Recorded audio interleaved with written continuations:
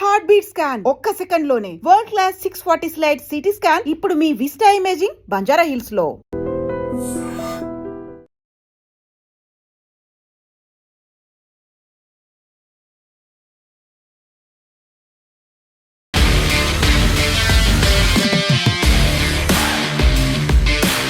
నమస్తే, welcome to I dream weekend update with Kavitha. Iran మీద Donald Trump చేస్తున్నటువంటి వ్యాఖ్యలు మరోసారి తీవ్ర స్థాయిలో యుద్ధం తప్పదు అనేటువంటి హెచ్చరికల్ని ఎందుకు జారీ చేస్తున్నాయి. ప్రతిసారి ఆ యుద్ధం ముగిసిపోయింది, శాంతి చర్చలు అవుతున్నాయి, ఆ తర్వాత ఈ యుద్ధానికి ఒక ఫుల్ స్టాప్ పడబోతుంది అనిపించిన తర్వాత ఎవరు అగ్రెసివ్ స్టేట్మెంట్లు ఇస్తున్నారు, ఎందుకని ఇది కంటిన్యూ అవుతోంది. చిటికలో ఇరాన్ ని లేకుండా చేస్తాను అని ట్రంప్ అంటుంటే డెత్ టు అమెరికా అనేటువంటి నినాదాన్ని ఇరాన్ ప్రజలు ఎందుకు చేస్తున్నారు? మనతో పాటుగా ఉన్నారు foundation for democratic reforms founder doctor Jayaprakash Narayana గారు. సార్ నమస్తే. నమస్తే కవిత. సార్, ఒక నెవర్ ఎండింగ్ సాగా అంటారు, అది అలా కంటిన్యూ అవుతూనే ఉంటుంది. ప్రపంచ దేశాలన్నీ ఎప్పుడు అది అంతమవుతుందా అని ఎదురు చూస్తూ ఉంటే ఈ మూడు దేశాలు ఎందుకు సార్ అంత పట్టుపట్టి దాన్ని ఇంకా అలాగే కంటిన్యూ చేస్తున్నాయి? ఇప్పుడు మనందరికీ ట్రంప్ ఒక పాపాల భైరుడిలా కనిపిస్తాడు.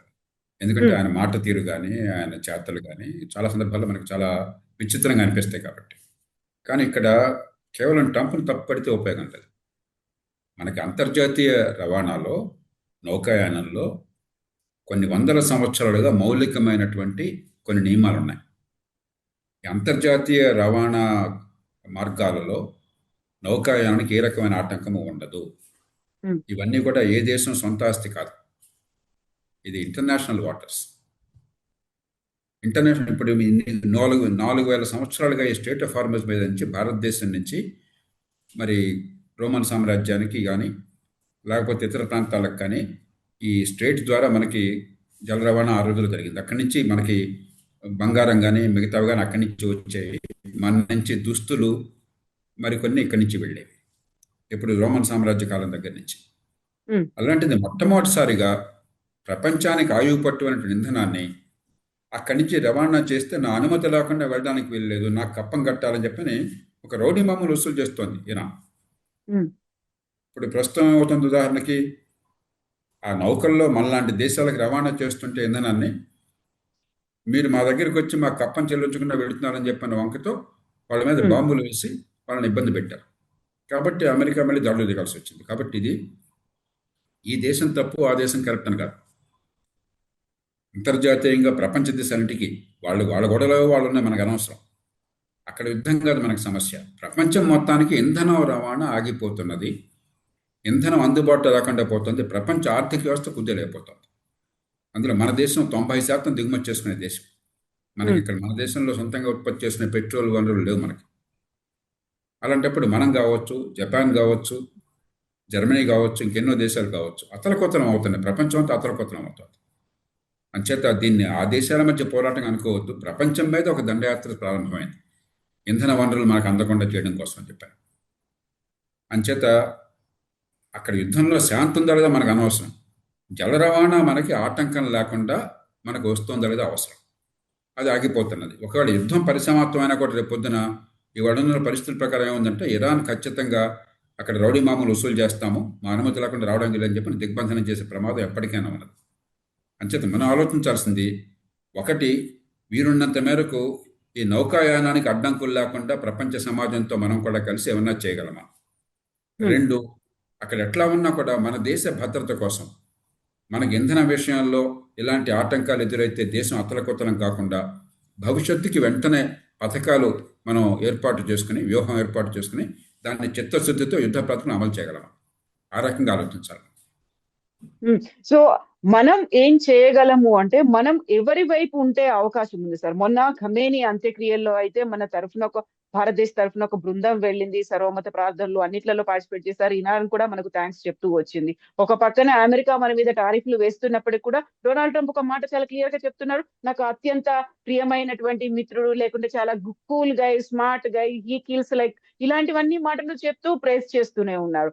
ఇజ్రాయెల్ కూడా మనకి చాలా చాలా క్లోజ్ ఫ్రెండ్, డిఫెన్స్ సిస్టమ్ కావచ్చు, మన మీద డిపెండ్ అవుతున్నటువంటి కంట్రీగా అది ఉంది. సో ముగ్గురు మనకు కావలసిన వాళ్లే అనుకుంటున్నప్పుడు మనం ఎవరికి ఎందుకు చెప్పలేకపోతున్నాం సార్? మరి కవిత, మనకి అంతర్జాతీయంగా ఎవరు మిత్రుడు కాదు, శత్రువుడు కాదు. మనకున్నది మన ప్రయోజనాలు ఉన్నాయి, మన ప్రయోజనాలు మనం కాపాడుకోవాలి. అది అమెరికానా, ఇరానా, లేకపోతే ఇజ్రాయెలా, మరో దేశం మనకు అనవసరం. వీళ్ళెవరు కూడా మనకు బంధువులు కాదు. హ్మ్. మన పిల్లనవట్ల వాళ్ళకెవరికి.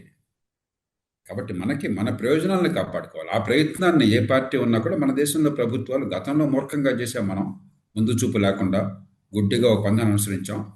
కానీ నరసింహారావు గారి కాలం నుంచి గత 25 ఏళ్లుగా మన దేశ ప్రయోజనాలు, మన ఆర్థిక ప్రగతి కోసం దౌత్య ప్రయోజనాలని, దౌత్యపరమైనటువంటి అవకాశాలను ఉపయోగించుకుంటున్నాం. అదే హ్మ్. కొనసాగుతుంది. కాబట్టి అన్ని దేశాలతో మనం వీళ్ళంత మంచిగా ఉందాం. మనం ఎందుకు అనవసరంగా నోరు పారేసుకోవాల్సిన అవసరం మనకేమిటి? కానీ మన ప్రయోజనాల విషయంలో చాలా జాగ్రత్తగా ఒడ్డుపై వ్యవహరించాలి. ఇప్పుడు ఉదాహరణకి అక్కడ నౌకాయానం అడ్డుకున్నట్టయితే అది ఇరాన్ కావచ్చు, మరో దేశం కావచ్చు, ఎవరికైనా నష్టమే. మనకొక్కడికే కాదు ఇది. హ్మ్. ప్రపంచం మొత్తానికి నష్టం. ప్రపంచ ఆర్థిక వ్యవస్థ కుదేలైపోతుంది. ఇప్పుడు ఇవాళ ఇంధనం లేకుండా మనకి పారిశ్రామికీకరణ లేదు. ఇంధనం లేకుండా ఆధునిక జీవితం లేదు. హ్మ్. ప్రపంచం అంతా స్తంభించిపోతుంది. మరి ఇంధనాన్ని 15% ఆపితే 20% ఆపితే 20% కాదు కొరత. ధర 2 రెట్లు 3 రెట్లు పెరిగిపోతుంది. మరి అమాంతంగా 15-20% ఇంధనాన్ని ఆపేశారు. 20% ఇంధనాన్ని ఆపేశారు. అక్కడి నుంచి వచ్చేది. కాబట్టి ఇంధన సరఫరాని పునరుద్ధరించడానికి ఏం కావాలి? మన ప్రయోజనాలు ఎట్లా కాపాడుకోవాలి? అంతకు మించి దీర్ఘకాలికంగా ఇరాన్ కానీ, మరొకళ్ళు కానీ, లేకపోతే ఇంకో దేశం ఇంకో చోట అడ్డుపడతానని అనొచ్చు. అవును. కాబట్టి ఏమేం చేసినా ప్రపంచంలో ఏమైనా కూడా మనకి ఇబ్బంది లేకుండా ఉండటం కోసం మనం ఏం చేయాలి? ఇలా ఆలోచిద్దాం. కానీ డొనాల్డ్ ట్రంప్ ఏమిటి, ఆ ఐతుల్లో ఎవరు, మనకేం కావాలా, ఎవరైతే మనకేం కావాలా, మన ప్రయోజనాలు మనకు కావాలా, మన ప్రజల ప్రయోజనాలు కావాలి, మన ఆర్థిక వ్యవస్థ కావాలి. సో అందువల్లే ఇప్పుడు ఇండోనేషియాతో ఒప్పందాలు కూడా కుదుర్చుకుంటున్నారు. ఇక్కడ మలక్కా జలసంధి ఉంది. అక్కడ హార్ముజ్ జలసంధి క్లోజ్ అవుతే ప్రపంచం అంతా అతలాకుతలం అవుతుంది కాబట్టి ఇండోనేషియాతో వాళ్ళకి అవసరమైనటువంటి బ్రహ్మోసుల దగ్గర నుంచి ప్రతి డిఫెన్స్ ఎక్విప్మెంట్ ఇస్తున్నాము. ఆ తర్వాత వాళ్ళకి కావాల్సినటువంటి protection and win win situation అనేది ఉండాలి అనుకున్నప్పుడు ఇవి నిజంగా ఎప్పటి వరకు అయ్యే ఛాన్సెస్ కనిపిస్తున్నాయి సార్? ఇమ్మీడియేట్ గా అయితే మనకు ప్రయోజనాలు కాదు. ఇమ్మీడియేట్ గా అయితే ఏది జరగదు కాబట్టి తాత్కాలికంగా అయ్యే దాని మీద ఫోకస్ పెట్టాలి. దీర్ఘకాలిక ప్రయోజనాలు అంటే ఎంత టైం పడుతుంది సార్? ఏం జరగాలి? ఇప్పుడు 2 రకాలుగా ఊహించాలి. ఒకటేమో వెంటనే చేసింది. వెంటనే చేయాల్సిన పనులకి ఇప్పటికీ మనం చేసాం. 3 నెలలుగా ప్రపంచమంతా అతలకుతలమైనా కూడా మనకి ఇంధన సరఫరా ఆగిపోలా. ధర పెరిగింది. కొనే ధర పెరిగింది. విదేశీ మార్గంగా డాలర్ల ఖర్చు పెరుగుతుంది. అదేం వారి మన చేతిలో లేదు. కానీ సరఫరా ఆగిపోలా. రష్యా నుంచి సరఫరా తీసుకుంటున్నాం. రష్యా నుంచి రికార్డు స్థాయిలో తీసుకుంటున్నాం మనం. దాదాపుగా 3 మిలియన్ బ్యారెల్స్ రోజుకి 2.7 మిలియన్ బ్యారెల్స్ తెచ్చుకుంటున్నాం. రికార్డు స్థాయిలో తెచ్చుకుంటున్నాం. అమెరికా నుంచి తెచ్చుకుంటున్నాం. వెనిజువేలా నుంచి తెచ్చుకుంటున్నాం. ఇతర దేశాల నుంచి తెచ్చుకుంటున్నాం. ఒకప్పుడు మరి పరిమితంగా కొన్ని దేశాల నుంచి వచ్చేది, ఇప్పుడు విస్తృతంగా మరిన్ని ఎక్కువ దేశాల నుంచి రకరకాలుగా ఇంధనాలు తెచ్చుకుంటున్నాం మనం. కాబట్టి తాత్కాలికంగా సరఫరా ఇబ్బంది లేకుండా మనం చేసుకున్నాం. రెండోది, మధ్యకాలంలో మీడియం టర్మ్లో అంటే 1-2 ఏళ్ళు ఆలోచించడం చేసినట్టయితే ఈ సరఫరా ఆగిపోవటమే కాకుండా ప్రత్యామ్నాయ రహదారులు ఏర్పాటు చేసుకోవాలి. కానీ హార్ముజ్ స్ట్రైట్ నుంచి ఒక 15 మిలియన్ బ్యారెల్స్ పైగా ఆయిల్ మామూలుగా వస్తుండేది ఫిబ్రవరికి ముందు. ఇప్పుడు దాదాపు ఆగిపోయింది. మన 15 రోజులు వచ్చింది. మళ్ళీ నిన్న ఇవాళ నిన్న నుంచి ఆగిపోయింది దాదాపు చాలా వరకు. రేపు పొద్దున ఇలాగ హార్ముజ్ జలసంధికి అడ్డంకి వచ్చినా కూడా ఇబ్బంది లేకుండా ఉండాలని చెప్పంటే ఇప్పటికే సౌదీ అరేబియాలో తూర్పు తీరం నుంచి పశ్చిమ తీరానికి ఈస్ట్ వెస్ట్ పైప్ లైన్ అని చెప్పని యాన్బు అనే చోటకి వాళ్ళు పంపిస్తున్నారు. 7 మిలియన్ బ్యారెల్స్ దాకా పంపిస్తున్నారు. అంటే హార్ముజ్ స్ట్రైట్ నుంచి రావాల్సిన అవసరం లేకుండా మీకు ఈ మధ్య ఎర్ర సముద్రం నుంచి, రెడ్ సీ నుంచి మనకు వస్తుంది. ప్రపంచం మొత్తానికి వస్తుంది. అది చాలదు. ఆ పైప్ కెపాసిటీ పెంచాలి. తూర్పు నుంచి పశ్చిమానికి వెళ్ళేది. అలాగే ప్రత్యక్షంగా అరేబియా తీరంలో, అరేబియా దక్షిణ తీరం అంటే హార్ముజ్ స్ట్రైట్ ద్వారా వెళ్ళాల్సిన అవసరం లేకుండా, నౌకాయానం వెళ్ళాల్సిన అవసరం లేకుండా ఒమాన్ కోస్ట్ ఉన్నది. అక్కడ దాకా మీరు రోడ్డు కానీ పైప్ లైన్ కానీ మీరు తీసుకొచ్చారనుకోండి, ఆయిల్ గ్యాసు వగైరా ఏం కావాలంటే తీసుకొచ్చారనుకోండి, అక్కడి నుంచి ఒమాన్ పోర్టుల ద్వారా హిందూ మహాసముద్రం ద్వారా డైరెక్ట్గా మనం తీసుకురావచ్చు. దానికోసం ఏర్పాటు జరగాలి. మనం కూడా గట్టిగా పట్టుబట్టి దాన్ని సహకరించాలి. మూడోది, ఒమాన్ నుంచి మనకి డైరెక్ట్గా పైప్ లైన్ కోసం ఏర్పాట్లు జరుగుతున్నాయి భారతదేశం కోసం గ్యాస్ సప్లైకి. అది మనకు ప్రత్యేకంగా మన దేశానికి అవసరం. దాన్ని వేగిరపరచాలి. ఇట్లా మరి మనకు సంబంధం ప్రత్యక్షంగా లేకపోయినా కూడా ప్రపంచం మొత్తానికి కొరత ఉంటే మనకు కూడా కొరత అవుతుంది. కాబట్టి మరి ఆ గల్ఫ్ దేశాల నుంచి ఈ హార్ముజ్ స్ట్రైట్ ద్వారా వచ్చే అవసరం లేకుండా పర్షియన్ గల్ఫ్ ద్వారా కాకుండా భూమార్గం ద్వారా ఉత్తరానికి వెళ్ళి మధ్యధరా సముద్రం, మెడిటరేనియన్ సీ డైరెక్ట్గా అక్కడికి పంపించవచ్చు పైప్ లైన్స్ ద్వారా. ఇవన్నీ మనం ప్రోత్సహించాలి. ప్రపంచంలో ఒక కీలకమైన దేశంగా ఒక 2 ఏళ్లలో ఇవన్నీ జరుగుతాయి. ఎందుకంటే ఇక ఇరాన్ పరిస్థితి చూసిన తర్వాత ప్రపంచం మొత్తానికి గల్ఫ్ దేశాలకి నమ్మకం పోయింది. కాబట్టి వాళ్ళని ప్రోత్సహించి శరవేగంగా ఆ పనులు జరిగేట్టు చేసినట్టయితే ఇక ఇరాన్ ఎన్ని గందరగోళం చేసినా కూడా ప్రపంచానికి ఇబ్బంది ఉండదు. ఇది వచ్చే 2 ఏళ్లలో చేయాల్సిన పని. వచ్చే 10 ఏళ్లలో భారతదేశం చేయాల్సిన పని ఎంతకంటే ముఖ్యమైనది ఉంది. మనకి కేవలం ఈ పెట్రోలు డీజిల్ వినియోగం వల్ల ఏడాదికి 118,200 కోట్ల లీటర్లు మనం ఖర్చు పెడుతున్నాం. 18,200 కోట్ల లీటర్లు అంటే రోజుకి సుమారుగా 50 కోట్ల లీటర్లు ఖర్చు అవుతుంది వాహనాలకు ఇంధనం.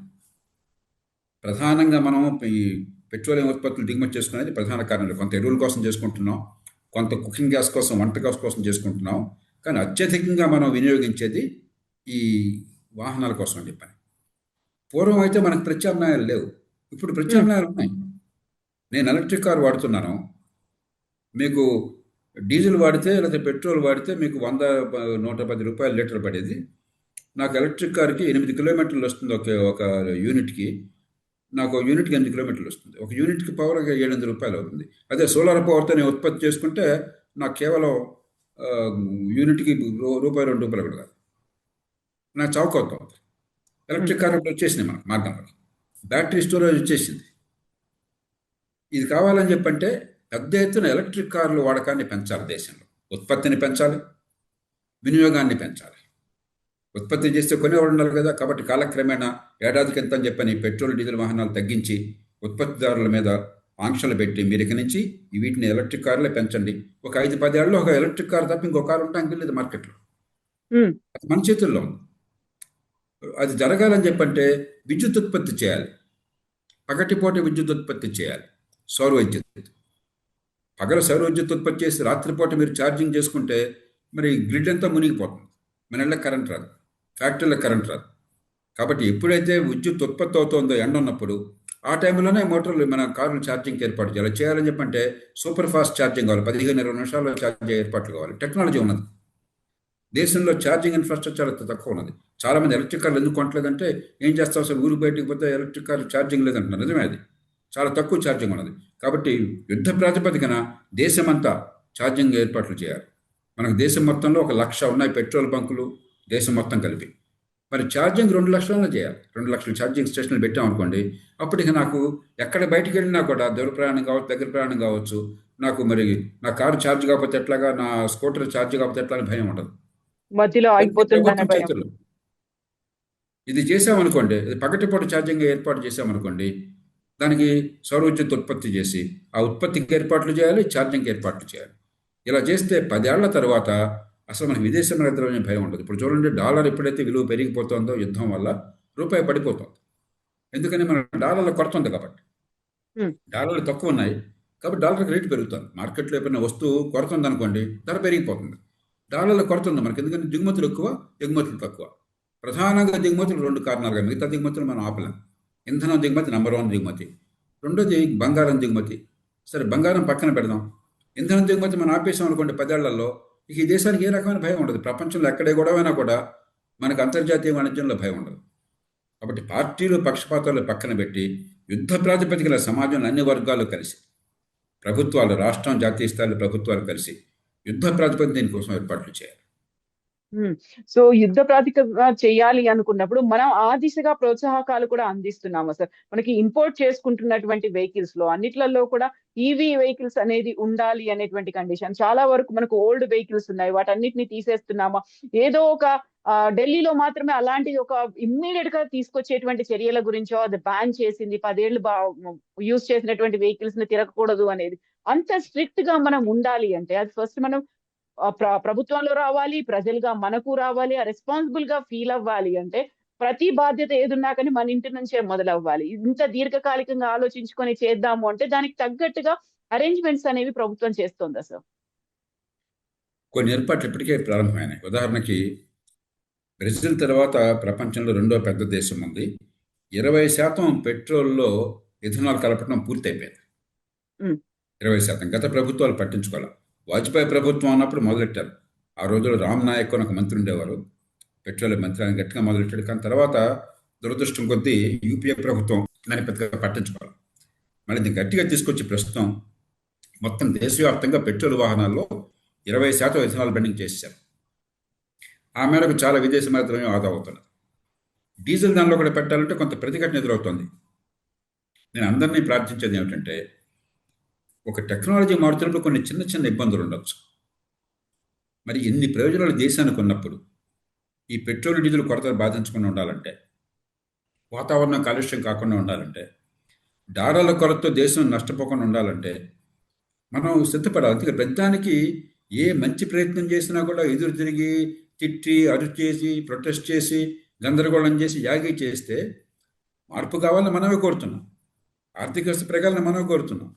డీజిల్ పెట్రోల్ ధరలకు పెరగకుండా మనకి ఇబ్బందులు ఉండాలని మనమే కోరుతున్నాం. దానికి ప్రత్యామ్నాయం అని చెప్పంటే మళ్ళీ అడ్డుకుంటున్నాం. ఎట్లా అవగాహన భోగాలను సాధ్యం కాక మనం కూడా సహకరించాలి. కాబట్టి ఇథనాల్ బ్లెండింగ్ ఇప్పటికే పెట్రోల్కి చేశారు, డీజిల్కి చేయబోతున్నారు, మొదలెట్టారు. ఇంకా టెక్నాలజీ ఇంప్రూవ్ చేయొచ్చు. అట్లాగే ఛార్జింగ్ స్టేషన్ల కోసం మరి 41,000 కోట్ల ఎంతో కేటాయించి పెద్ద ఎత్తున ఏర్పాటు చేయడం కోసం ఒక మార్గాన్ని సుగమం చేశారు. అట్లాగే ఈ కొన్ని రాష్ట్రాల్లో చాలా రాయితీలు ఇస్తున్నారు ఎలక్ట్రిక్ వెహికల్స్. జాతీయ స్థాయిలో పూర్వం రాయితీలు ఉండేవి, ఇప్పుడు రాష్ట్రాల్లో రాయితీలు ఇస్తున్నారు. ఉత్తరప్రదేశ్ ఉందనుకోండి, ఈ పన్నులన్నీ రాయితీలు ఇచ్చేశారు, మోటార్ వెహికల్స్ ట్యాక్స్ కానీ మరొకటి కానీ ఇట్లాగా. కాబట్టి ఇవన్నీ మనం అన్ని రాష్ట్రాలు జాతీయ స్థాయి ప్రభుత్వాలు కలిసి మొత్తం ఒక యుద్ధ ప్రాతిపదికన ఈ రాయితీలు ఇవ్వటము, వేగంగా ఉత్పత్తిని పెంచడము. మన దేశంలో మోటార్ కార్లు కేవలం ఒక 5% మాత్రమే ఎలక్ట్రిక్ కార్లు, 4% మాత్రం ఎలక్ట్రిక్ కార్లు. చైనాలో 50%. చైనాలో 1,20,00,000 ఎలక్ట్రిక్ కార్లు అమ్ముడుపోతుంటే 1,50,00,000 అమ్ముడుపోతున్నాయి సంవత్సరానికి. ఇండియా మొత్తంలో 2 లక్షలు అమ్ముడుపోతున్నాయి. అలాగే స్కూటర్లు, 2 వీలర్స్ మన దేశంలో కేవలం 7-8%, 6-7%. చైనాలో 60%. ఆ స్థాయికి వెళ్ళిపోవాలి మనం. చాలా వేగంగా వెళ్ళిపోవాలి. ఉత్పత్తి సామర్థ్యాన్ని పెంచాలి, వినియోగాన్ని పెంచాలి. అట్లాగే మనం రికార్డు బాగా చేస్తుంది ఎక్కడంటే 3 వీలర్స్లో. ఆటోలలో బాగా ఎలక్ట్రిఫికేషన్ జరుగుతుంది. ఆటోలు ముడిపోయేది కొద్దిను దేశం మొత్తంలో. ఒక 60-70% ఆటోల్లో పాపం ఆటో డ్రైవర్లు ఎలక్ట్రిక్ వెహికల్స్ కొనుక్కుంటున్నారు. అక్కడ ఒక్క చోట మనం బాగా చేస్తున్నాం, కానీ అది ఆ సంఖ్య చాలా.